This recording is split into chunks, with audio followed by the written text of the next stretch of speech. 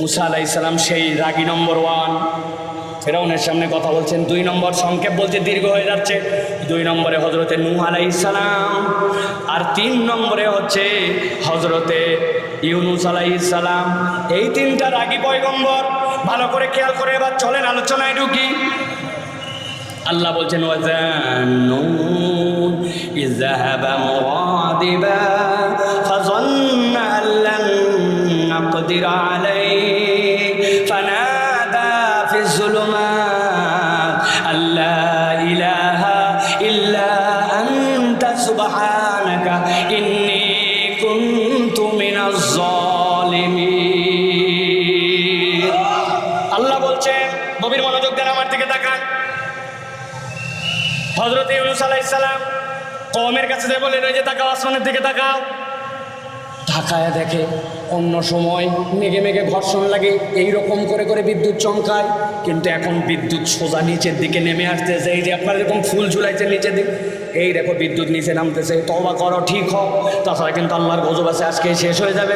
রাগ কত দেখলাম এইগুলা, গজব মজব দেখা যাবে তখন, আগে আসুক। ইউনূস আলাইহিস সালাম এই কথাটা সহ্য করতে পারেন নাই, সাথে সাথে তার কওমের থেকে রাগ করে বের হয়ে গেছেন। তোদের নিশ্চিত গজব আসবে, তোরা ধ্বংস হয়ে যাবে বলে গেলাম। আল্লাহ তাকে বের হয়ে যেতে নির্দেশ দেন নাই, কিন্তু ইউনূস আলাইহিস সালাম রাগের মাথায় বের হয়ে চলে গেছেন। আল্লাহ বলছেন, যেই না ইউনূস বেরিয়ে গেল, সাথে সাথে ইউনূসের কওমের যত লোক ছিল সব লোকেরা মাঠের মধ্যে এসে জড়ো হলো। জড়ো হয়ে দেখলো সত্যিই তো আসমান থেকে এরকম করে নেমে আমরা ধ্বংস হয়ে যাব। সকলে বল, আল্লাহর কাছে তওবা করো, আর কান্নাকাটি করো। অন্তরগুলা শক্ত হয়ে গেছে, চোখে পানি আসে না। মুরব্বীরা বুদ্ধি দিল, যত কোলের শিশু আছে আর ছোট ছোট বাচ্চা আছে সবগুলাকে মধ্যে ফেলে দাও, মারা সব বামে যাও, ছেলেরা সব ডানে যাও। এখন মুরব্বীদের কথা মানতে হবে, গজব যেহেতু চলে আসতেছে। হাজার হাজার শিশুর মধ্যে এই মায়ের কোল হারা হওয়ার কারণে তারা পাগলের মতো কাঁদতে শুরু করলো।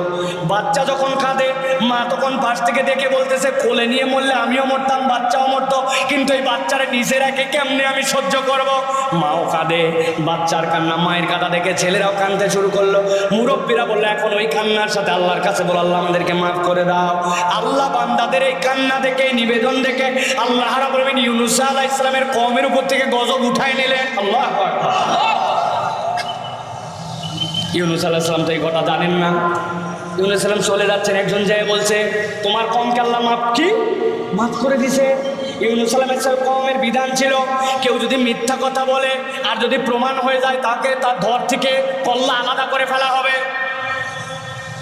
ইউনূস আলাইহিস সালাম মিথ্যা কথা বলেন নাই, কিন্তু আশঙ্কা করে ফেললেন যে এখন যদি এই কাজ যেহেতু হয় নাই, ওরা যদি আমাকে ধরে আর মৃত্যু প্রমাণ করে শেষ করে ফেলে, পালা। ইউনূস আলাইহিস সালাম পালাচ্ছেন, পালায় পালায় যেয়ে নদী বেঁধে গেল, উঠে পড়লেন এক নৌকার উপরে। আল্লাহ বলছেন, ফাযাল্না আল্লান নাকদিরা আলাইহি, আমার নবী মনে করছিলেন আমি বোধহয় তার খোঁজ খবর তার পর্যন্ত যাব না। মুফাসসিররা ব্যাখ্যা করছেন, এর দ্বারা আল্লাহ বুঝাইছেন, ওই যে মেঘ ছিল তার কওমের উপরে, আল্লাহ ওই মেঘকে তখন ইউনূস আলাইহিস সালামের নৌকার উপরে পাঠিয়ে দিলেন। নিচের পানি থই থই, নৌকা প্রায় ডুবেই যায়। নৌকার যে মাঝি সে বলতেছে, এরকম বিপদের আগেও হয়েছিল, বাঁচার উপায় আমার জানা আছে। আরে ব্যাক কল, তাড়াতাড়ি বল। জানা আছে বলার দরকার কি? বলছে যে বিষয়তে বাঁচতে যদি কেউ চাও, তাহলে এর মধ্যে থেকে যে কোনো একজনকে এই নদীতে ঝাঁপ দিয়ে দেওয়া লাগবে, দিলে আল্লাহ বাকিদেরকে হেফাজত করবে। এর আগেও এরকম হয়েছে। তুই ঝাঁপ দে ভাই। আমি ঝাঁপ দেবো মানে কই, তোর বয়স 70 হয়েছে, আমার দাদা 100 বছর বাঁচছে, আমার আরো 30 সম্ভাবনা আছে, তুই ঝাঁপ দে, তুই দে। একজন আরেকজনকে ঠেলে, কেউ ঝাঁপ দিবে না। নৌকালা বলতেছে, কেউ নিজের থেকে ঝাঁপ দিতে চায় না, তবে আমার কাছে পদ্ধতি জানা আছে, আমি তোমাদের কাছে পরামর্শ দেই। কি পরামর্শ? বলছে, এর মধ্যে দিয়ে সকলের নাম লেখো, লেখার পরে আমি উঠাবো, যার নাম উঠবে ওই ব্যক্তি ঝাঁপ দিবে।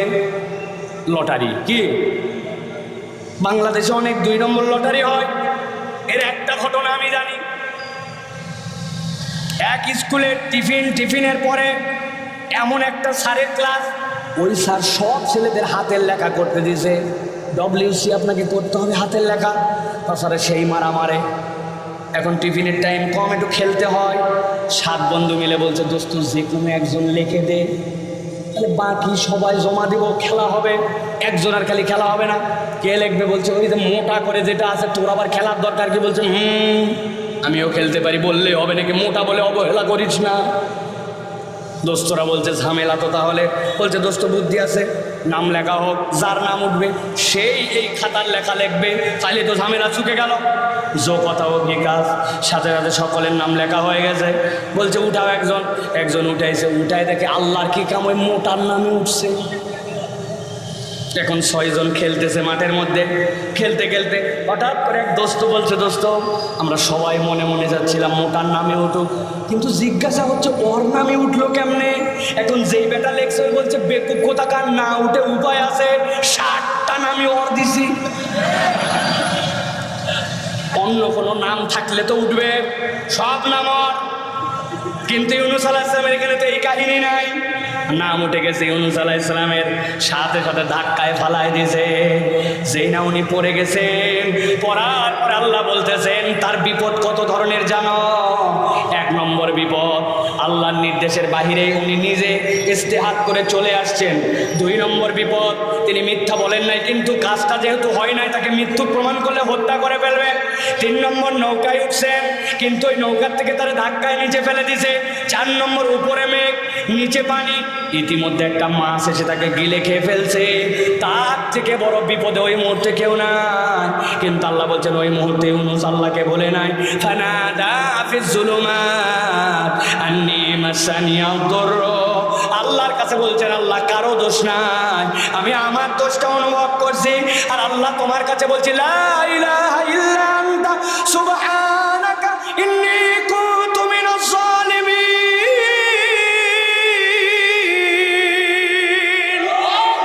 আয় আল্লাহ, যত বড় বিপদে পড়ে লা ইলাহা ইল্লা আনতা, তুমি ছাড়া আমার কোনো মাবুদ নাই, ইন্নী কুনতু মিনাজ জালিমিন, আমি তো আল্লাহ সহযোগিতা তুমি না করলে জালেমদের অন্তর্ভুক্ত হয়ে যাব। আমার আল্লাহ বলছেন আমার পয়গম্বরের এই ডাক আমি কিভাবে শুনলাম জানো? নবী আপনি বলেন ফাস্তাজাবনা লাহু, আল্লাহ বলছেন ডাকা মাত্র তার ডাক শুনেছি। ওয়ানাজ্জাইনাহু মিনাল গাম, তার যত ধরনের দুশ্চিন্তা ছিল, যে 5টার কথা বললাম, আল্লাহ সবগুলাকে দূর করে দিয়া উল্টা মাছকে বলছেন তুই এর জন্য হচ্ছে এখন সুপারসনিক, তুই ওরে পেটে করে নিয়ে ভ্রমণ করবি, পারে যাই উগলাবি, তুই ওর বাহন। সুবহানাল্লাহ। সাতক্ষীরার মানুষ চিন্তা করতে পারেন, 1.5 ঘন্টা ব্যাপী কথা শুনতেছে। ইউনূস আলাইহিস সালামের এই গল্প শোনার জন্য রাত্রে আসছি। ভালো করে বোঝেন, আমার আল্লাহ বলছেন নবী আপনাকেও ঘটনা শোনানোর জন্য বলি না, আমি আল্লাহ বললাম ওয়া কাযালিকা নুনজিল মুমিনিন। এটা কেবল ইউনূসের সাথে সম্পর্কিত নয়। আমার বান্দা যদি 508 নম্বর 3 আল্লাহর কাছে নিজেকে মুমিন হিসাবে উপস্থাপন করতে পারে, ইউনূসের জন্য আমি আল্লাহ যা যা করেছি কিয়ামত পর্যন্ত প্রতিটা মুমিনের জন্য আমি আল্লাহ একই রকম মুক্তির ব্যবস্থা করে দিব। কিন্তু নিজে বুকে হাত দিয়ে বলি তো আমরা কি প্রকৃত মুমিন কিনা? আল্লাযীনা ইউমিনুনা বিল গায়ব ওয়া ইউকিমুনাস সালাহ ওয়া মিম্মা রাযাকনাহুম ইউনফিকুন। আল্লাহ রাব্বুল আলামিন মুত্তাকিদের গুনাগুনের মধ্যে ঈমান, এরপরে সালাত, এরপরে আল্লাহ বলতেছেন তাকে যে রিজিক দেওয়া হয়েছে ওখান থেকে খরচ করবে। কিন্তু আমরা যদি দেখি এখন মুমিন মুসলমান আমরা হচ্ছে 1 নম্বর কঞ্জুস, ঠিক কি না? কৃপণ, মসজিদে 10 টাকা দেয় না, 20 টাকা জুমার দিনে পকেট থেকে বের হয় না। আর আল্লাহর প্রতি ঈমান আর আস্থার ব্যাপারে আমাদের যে কি অবস্থা, একটু বিপদে পড়ছে বলছে শোন অমুক মাজারে চলে যা, তুই জায়গায় মান্নত লাগা, ঠিক কি না? আল্লাহর উল্টা গালাগালি করে। আমাদের মা বোনেরা ধান নেড়ে দিছে, হঠাৎ করে আকাশ ভার হয়ে আসছে, বলছে আল্লাহ তো আর দেখতে পায় না, আমি যেদিন খালি ধান শুকর দেই ওই দিনই খালি বৃষ্টি দেওয়া লাগে। নাউজুবিল্লাহ বলবেন না? মা বোনেরা গল্প করে আল্লাহ তার কারো বেটা দেখে না, খালি রোগ আমারটাই দেখে, বুবুরে কান্দে যাচ্ছ আর আল্লাহকে গালায় যাচ্ছে, আছে কিনা? আপনার ইমানের লেভেল যে আপনার কোন জায়গায় আপনি এখনো হিসাব মিলাতে পারেন না, ঠিক কিনা? রিজিকে আল্লাহর প্রতি আস্থা নাই, আল্লাহর প্রতি ভরসা নাই। এই জন্য মুমিন সে আল্লাহর উপর পুরাপুরি ভরসা করে যে, সুবহানাল্লাহ বলে। তাহলে আজকে শপথ নিতে হবে, 1 নম্বরে আমরা আল্লাহর আব্দ হব। এখন আল্লাহর যে গোলাম, সে কি আল্লাহর আইন ছাড়া, আল্লাহর বিধান ছাড়া অন্য কারোটার পক্ষে যেতে পারে? হুজুর এতক্ষণ মনে করছিলাম আপনি কোনো দল করেন না, কিন্তু এখন কথা তো দলের দিকে যায়। আছে কিনা একদম?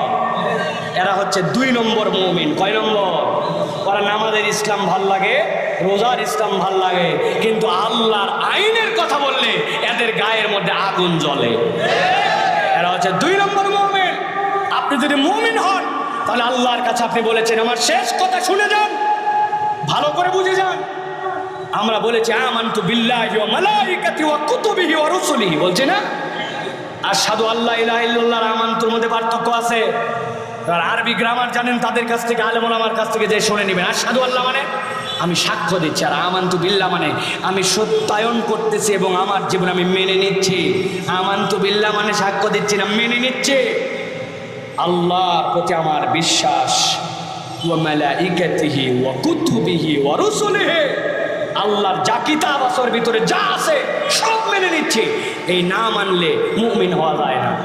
আপনি বলছেন আল্লাহর কিতাব সব মানছি, নামাজের ইসলাম ভাল লাগে, রোজার ইসলাম ভাল লাগে, চোরের হাত কাটার ইসলাম ভাল লাগে না, মা বোনেদের বোরখার ইসলাম ভাল লাগে না, আল্লাহ রাব্বুল আলামিনের সুদ হারাম ও ইসলাম ভাল লাগে না, আপনি তাহলে কেমন মুসলমান? অতএব প্রিয় ভাইয়েরা, এই ধানাই পানাই করা মুসলমান হলে হবে না, ঠিক না? যদিও বাঁচার একটা উপায় আছে, বলে দিব